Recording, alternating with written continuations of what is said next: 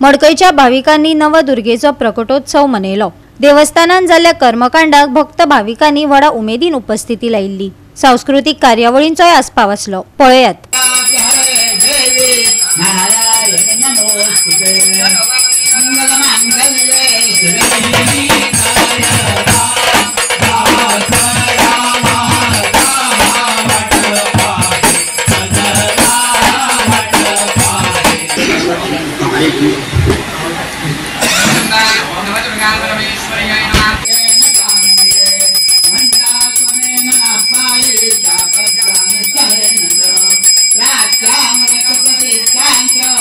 आज आमचो पारंपरिक मडकय श्री नवदुर्गा गावशिकान देवीचा प्रकटोत्सव 7वा प्रकटोत्सव आज आम्ही साजरा करता।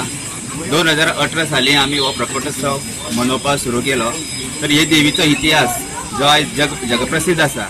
हे देवीचो इतिहास 450 वर्सां पयलीं जी देवीची मूर्ती गावशी गावातून ती हांगा आयली आणि हांगा येवन तिणे मानवी रूपान एक गो राखण्या दर्शन दिले आणि तो दीस कृष्ण पक्ष नवमी तो आज आम्ही प्रकटोत्सव म्हणजे प्रकट दिन या निमित्तान तिचा साजरा करता। आणि हांगा आज आम्ही पळयत तुमी भरपूर लोकांची गर्दी आसा, भरपूर भाविक हांगा दर्शनाक येतात।